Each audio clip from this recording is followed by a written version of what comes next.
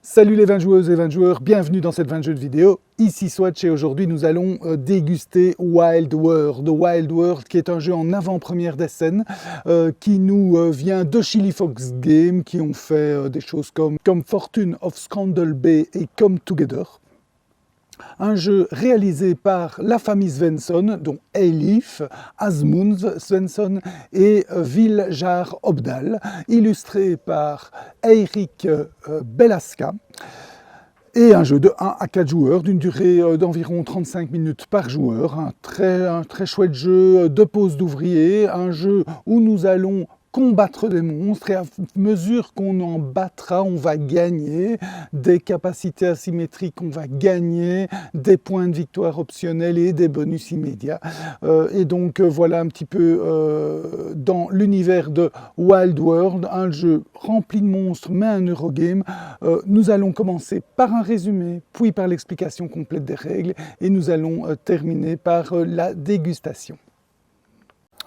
Voici donc le plateau et le plateau joueur pour un joueur. Ici, j'ai installé pour un joueur et le plateau central. Le plateau joueur comprend 5 monstres qu'il pourra ou devra battre, en tout cas s'il vise la victoire, ou un maximum d'entre eux.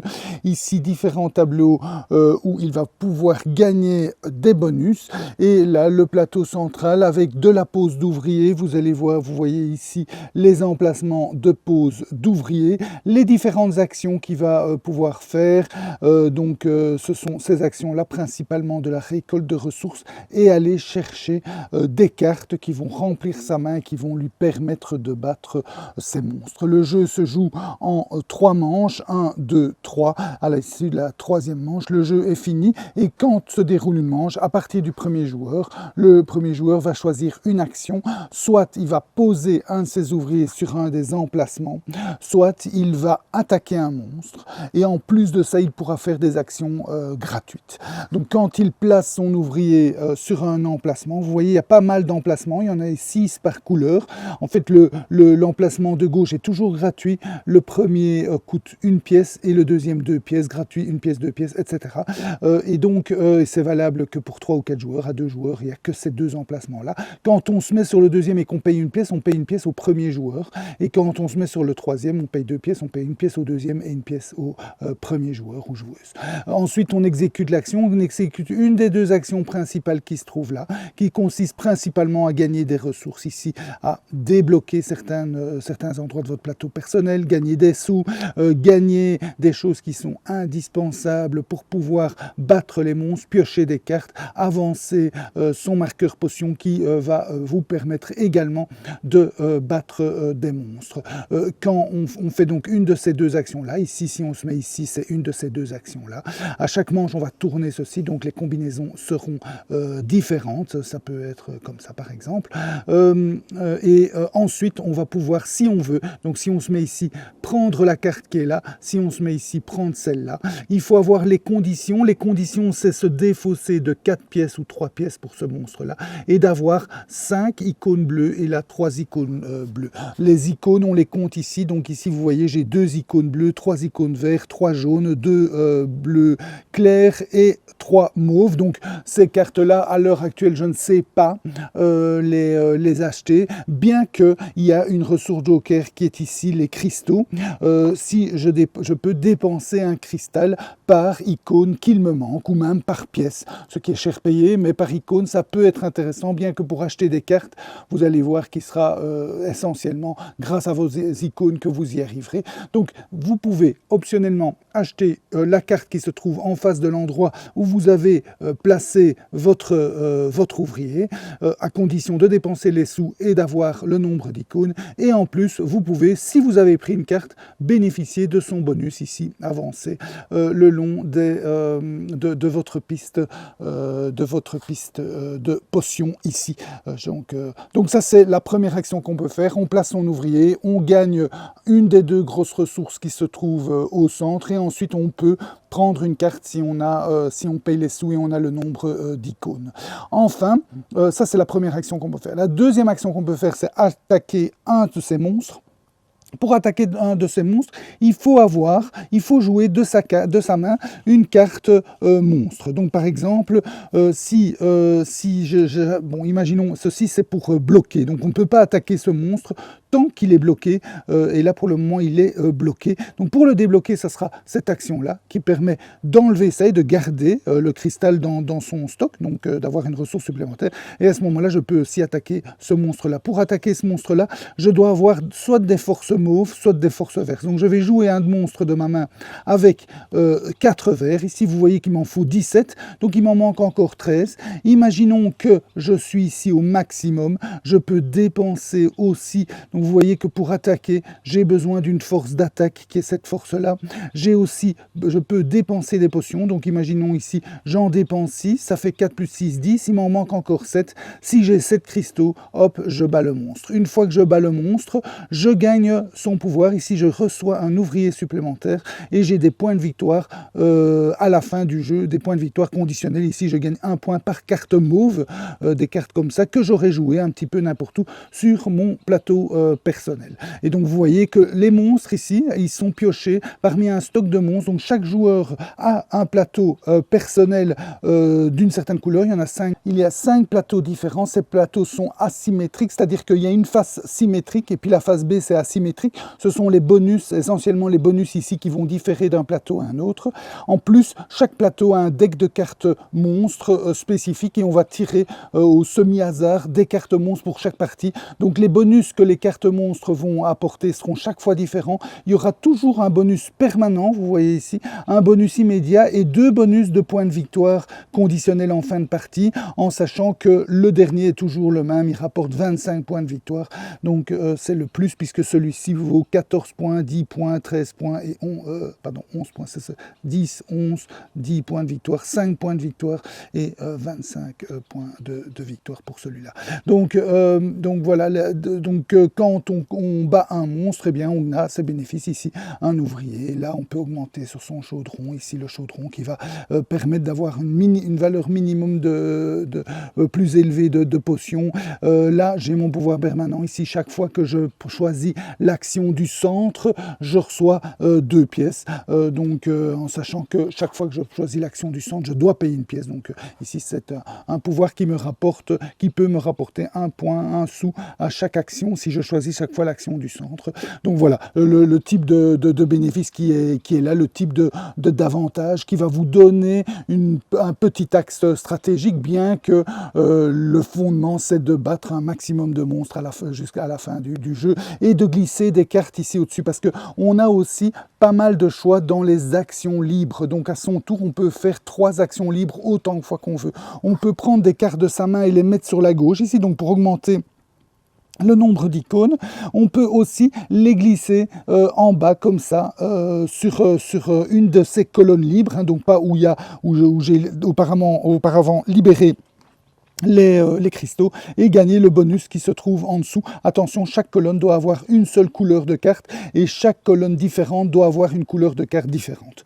Voilà, on fait ça donc pendant on fait ça autant de fois pendant 3 manches. Donc à mon tour de jeu, soit je place un ouvrier au centre, soit j'attaque un de mes monstres, soit je passe. Quand je passe, je prends un de mes ouvriers qui se trouve au centre et je le mets dans la zone de passe. Je choisis où je vais et je prends les sous, le bénéfice qui se trouve là.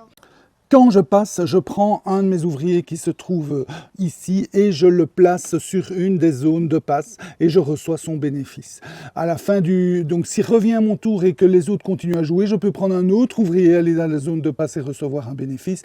C'est le joueur qui aura mis, ou la joueuse qui aura mis son ouvrier le plus à gauche ici au-dessus, qui deviendra premier joueur pour la manche qui suit, et les autres suivront dans les sens des aiguilles d'une montre, ce qui est un petit peu dommage. On préfère tous avoir un sens en fonction du nombre de passes, mais c'est comme ça que les Svensson ont designé leur jeu. Voilà pour le résumé des règles. Maintenant, venons-en aux détails. Donc, à mon tour, je peux placer un de mes 3 ouvriers. Soit je place un de mes 3 ouvriers au centre sur une case action, soit j'attaque un monstre. Donc, commençons par placer un de mes ouvriers. Donc, si je place un ouvrier, par exemple, ici, il est gratuit.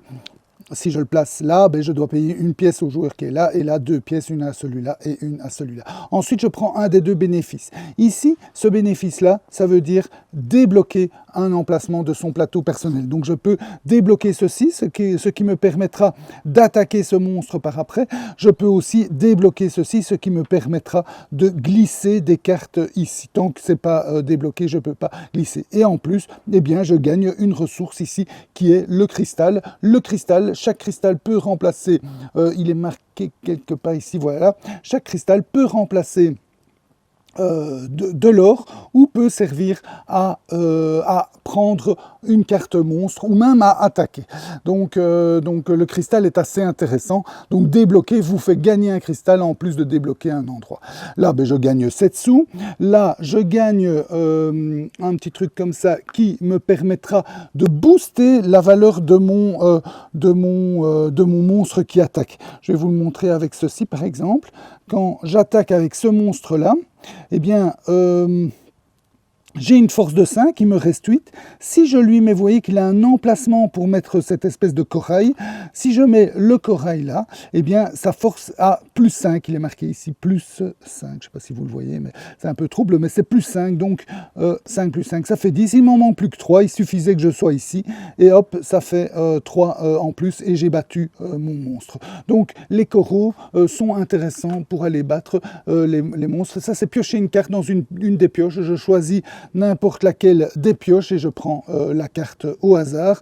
Ici, j'avance de 2 sur ma potion et là, je vous ai expliqué. Ça, ce sont exactement les mêmes actions, mais dans un autre ordre. Mais si je choisis celle du centre, je dois payer un sou. Donc ça, c'est la première chose. Je place mon ouvrier. Ensuite, je peux prendre la carte. Là, comme je vous ai dit, je peux dépenser des sous et atteindre le nombre d'icônes. Ici, j'ai pas 5 bleus, mais je peux dépenser mes 3 cristaux pour la prendre si je veux absolument. Donc, je vais prendre la carte qui est au-dessus de l'endroit où se trouve mon ouvrier et je peux recevoir le bénéfice qui est là, qui est de 3 sous. Là, c'est un cristal. Là, c'est avancé de 2 potions. Là, c'est avancé son chaudron.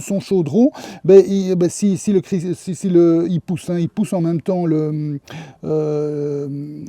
la potion. Et donc, la potion, en fait, chaque fois que vous attaquez un monstre, peu importe où se trouve votre potion, donc imaginons qu'elle se trouve à 5. Ici, je vous avais montré qu'il me fallait plus que 3 pour le battre, mais vous voyez ce sigle-là, la potion revient jusqu'à l'endroit où se trouve le chaudron, peu importe si j'ai utilisé tous ou pas. Voilà, la potion, augmenter de 1 sur la potion, payer 2 sous et pouvoir piocher une carte dans le paquet mauve ou bleu. Et là, c'est payer 2 sous et piocher une carte soit dans le paquet jaune ou blanc. Ici, c'est avancer d'une potion. Là, payer un cristal pour piocher une carte. Là, c'est avoir 2 sous. Là, payer un cristal pour avoir 4 sous. Et voilà, on a fait le tour des bénéfices des cases actions. Donc ça, c'est pour la première partie de l'action, enfin l'action, poser un ouvrier. La deuxième action que je peux faire, c'est attaquer un monstre. Mais peut-être qu'avant de vous expliquer comment attaquer un monstre, les actions gratuites que je peux faire autant de fois que je veux à mon tour, c'est placer des cartes ici à gauche. Donc je les prends de ma main et je les mets sur la droite de mon plateau principal. Il n'y a aucun effet qui se passe, si ce n'est un effet en bas, s'il y en a un. Il n'y en a pas toujours un. Donc ici, vous voyez, c'est prendre un cristal, augmenter d'un sur la potion, piocher une carte, reprendre un cristal. Donc je reçois les bénéfices des cartes quand je les joue, mais c'est tout ce que je fais. Mais bon, ça c'est une action gratuite, je peux le faire autant que je veux. Je peux même faire jusqu'au bout. Deuxième action gratuite que je peux faire, c'est prendre une de mes cartes et la mettre face cachée. Attention, chaque colonne doit avoir une couleur de carte différente et unique. Donc ici, je ne peux mettre que des mauves. Là, je ne pourrais mettre que des blancs si je mets là. Et je gagne le bénéfice. Vous voyez ici, un corail, j'augmente d'un chaudron, j'ai 5 pièces et je pioche une carte. Ici, 4 pièces, je reçois un cristal et je déverrouille un endroit en prenant le cristal. Attention, on ne monte pas la carte comme ça. On doit déposer une autre carte. Donc, on doit prendre une carte comme ça de sa main et en mettre une seconde, etc. Donc ça c'est ici, vous voyez, je paye 3 sous pour gagner un corail ou 4 sous, tout au-dessus c'est 4 sous pour gagner un nouvel ouvrier. Là je peux diminuer de 1 en potion pour déverrouiller quelque chose, gagner un cristal, 6 sous pour gagner un ouvrier, et voilà. Donc voilà, on a comme ça tous les petits bénéfices. Attention, à la fin du jeu, toutes les cartes qui sont ici rapporteront 1 point de victoire, 2, 3, 4 et 5. Donc c'est une belle source de points de victoire. Vous imaginez, vous avez 4 cartes ici, c'est 20 points de victoire, c'est pas rien quand vous voyez que un monstre peut vous rapporter 25 ou 5 ou 10 points de victoire. Ici, 25 points de victoire rien que pour ces cartes-là, et là, donc, c'est 20. Ça fait déjà 45 si vous mettez là. Donc, en gros, dans votre partie, vous allez terminer avec beaucoup de cartes ici, et la majorité de vos monstres battus. D'ailleurs, c'est peut-être un petit reproche qu'on peut faire au jeu, c'est qu'on arrive vite au bout, hein, on arrive vite à la fin du jeu. Souvent, la majorité des joueurs auront battu la majorité de leurs monstres et auront mis une majorité de cartes, et ça va se jouer à quelques points près, la victoire. Je vous ai donc expliqué les actions qu'on pouvait faire. Ensuite, je vous ai expliqué les actions gratuites. Donc, je vous ai dit mettre des cartes ici, mettre des cartes face cachée. Dernière action gratuite qu'on peut faire, donc il y en a 3. Soit de mettre des cartes ici, soit de mettre des cartes face cachée et gagner le bonus. Dernière action qu'on peut faire, c'est défausser une carte. Quand on défausse une carte, on reçoit l'argent qui est indiqué en haut à droite de la carte ici, 1 sou. C'est rarement intéressant de défausser une carte. C'est mieux de la jouer ici pour gagner 5 points de victoire, quitte à aller chercher des sous autrement. Donc à mon tour, je fais une action, autant d'actions gratuites que je veux parmi jouer une carte là ou en défausser une pour des sous. Je peux faire une action, soit je place un ouvrier là autour et je gagne les cartes et les bonus, et une des deux actions, soit j'attaque un monstre. Quand j'attaque un monstre, je vous l'ai déjà expliqué dans les résumés, mais en gros, je mets un monstre, je fais attention à voir le type d'attaque qui correspond au monstre que je veux attaquer. Donc ici, c'est soit bleu clair, soit mauve. Ici, j'ai 5 de bleu clair, c'est bon. Je peux mettre un corail ici pour augmenter de 5 la force du monstre qui attaque, et le reste, je les dépense en potions et ou en cristaux. Et quand j'ai battu le monstre, je glisse la carte sous le monstre pour dire que maintenant il est battu, et en plus... oui, il est battu, c'est pas du lait battu, enfin oui, excusez-moi, c'était plus fort que moi, j'avais envie de le dire. Donc, vous mettez la carte en dessous pour dire que le monstre est battu, et vous gagnez immédiatement son bénéfice. Vous voyez ici, j'augmente de 1 sur la piste de potion en poussant en plus mon chaudron et en poussant la potion. Ici, à chaque fois que je choisirai l'action au centre, je gagnerai 2 sous. Là, je gagnerai 1 point de victoire par carte... oui, pardon, hop, on va le faire dans l'autre sens, par carte mauve qui est sur mon plateau, autour de mon plateau, donc soit placée ici, soit placée en dessous des monstres, soit placée ici. Là, c'est 2 points de victoire par carte qui se trouve au niveau 2, si je lis bien, oui, 2, donc c'est ici. Chaque carte au niveau 2 gagne 2 points, plus les 2 points là, donc 4 points par carte mise sur le niveau 2, et celui-là rapporte simplement 25 points de victoire, ce qui est évidemment pas négligeable. Donc voilà, une des actions, donc autant d'actions gratuites que je veux, soit je place un ouvrier là, soit j'attaque un monstre. Si je ne sais plus faire ces 2 actions-là, que je n'ai plus besoin de faire des actions gratuites, je peux passer. Je peux même faire des actions gratuites si je veux, avant ou après de passer. Et passer, eh bien donc je prends un des ouvriers qui se trouve ici au milieu, et je le place ici et je gagne son bonus. Et les bonus, ben, c'est simple, c'est gagner 2 sous ou un cristal. Là, c'est gagner 3 sous, là, c'est gagner une potion, 1 sou, là, payer 2 sous pour gagner 2 cristaux, payer 2 sous pour débloquer un endroit, ou payer 3 sous pour piocher une carte. Évidemment, là, il n'y a qu'un seul ouvrier qui peut se placer, là, autant qu'on veut, et c'est le premier qui s'y place, le plus à gauche, qui devient premier joueur. S'il n'y a aucun ouvrier là, c'est l'ouvrier le plus en haut qui deviendra premier joueur ou joueuse. Voilà, à noter qu'on n'est pas obligé de terminer, hein. Donc si, imaginons que j'ai 4 ouvriers, j'en ai mis 3 quelque part ici, comme ça, un 3e là, et puis je fais une action passe, je vais chercher une nouvelle carte, ça me m'aide après, j'ai encore un ouvrier, je peux encore remplacer un. Donc c'est pas parce que j'ai passé que c'est la fin du tour nécessairement et que je ne joue plus. Quand je passe, en fait, dès que tous les joueurs ont passé une fois, donc si dans une partie par exemple à 4 joueurs, dès que le 4e joueur passe, c'est la fin immédiate de la manche. Donc tant que le 4e joueur ou le 3e dans une partie à 3 ou le 2e dans une partie à 2 passe, eh bien, ne passe pas, eh bien on continue à tourner.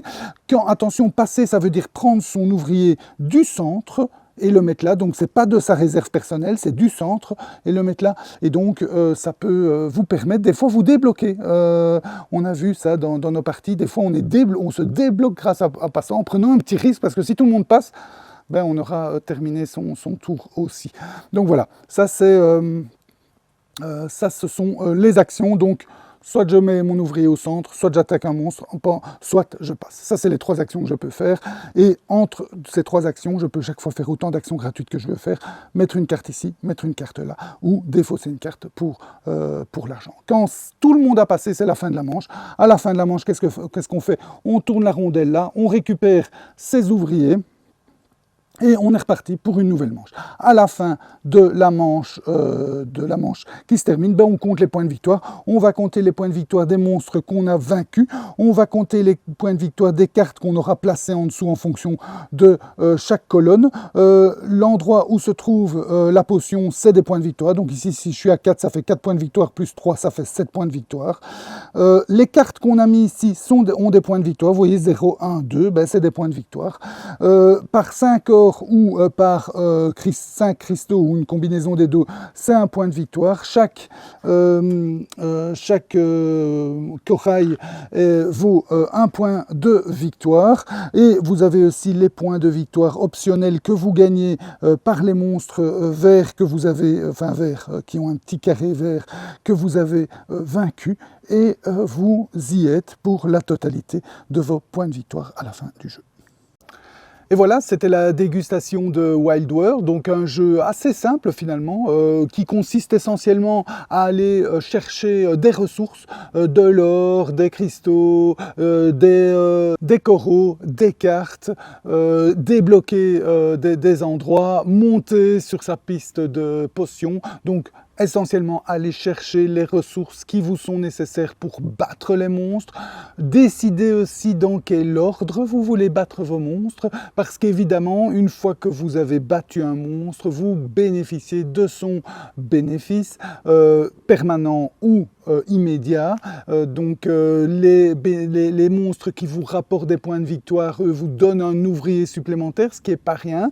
Vous avez un monstre qui vous donne un bénéfice permanent et un autre qui vous donne un bénéfice one-shot. Ces monstres sont déterminés au hasard en début de partie, donc chaque combinaison de monstres que vous aurez sera différente en fonction du plateau que vous jouez, mais même en jouant le même plateau, de la même couleur, vous pouvez avoir des cartes complètement différentes et donc votre stratégie sera à chaque fois légèrement différente, bien que on arrive quand même toujours à la même chose, c'est-à-dire avoir battu un maximum de monstres et avoir pu glisser un maximum de cartes dans les colonnes les plus lucratives de votre plateau joueur. Donc la tension est peu élevée dans ce jeu parce que finalement on a toutes les ressources qu'on veut, c'est plus des choix. D'ailleurs ça va se faire plus dans le vainqueur ou la victorieuse se décideront plus dans les détails. Donc on va avoir plus ou moins le même nombre de points par monstre et par carte glissée, mais on aura pu aller chercher l'un ou l'autre point en plus quelque part qui va vous faire remporter la partie. Donc vraiment des parties très serrées, peu d'interaction dans le jeu, mais finalement un jeu un peu rafraîchissant parce qu'on n'a pas l'habitude, c'est 1 euro, vous avez vu, les combats se font sans hasard. D'ailleurs c'est simple, quand vous décidez d'attaquer un monstre, vous devez gagner. Si vous n'y arrivez pas, si vous ne gagnez pas parce que vous avez mal calculé, vous jouez, vous faites une autre action. Donc c'est pas qu'on va tirer des cartes, jeter des dés ou quoi. Donc c'est vraiment un pur euro, mais dans un esprit un peu fantastique avec des couleurs de magie, avec des monstres, etc. Donc un thème un peu original pour 1 euro. Mais voilà, on passe un bon moment. C'est pas le jeu le plus révolutionnaire du monde, mais on passe un bon moment autour de ce jeu qui est encore une fois une belle réussite, un bel équilibre de la famille Svensson. Voilà, une bonne pioche, un chouette jeu à jouer, Wild World. C'était la dégustation de Wild World, j'espère qu'elle vous a goûté. Je vous souhaite de bien vous amuser, santé et à bientôt.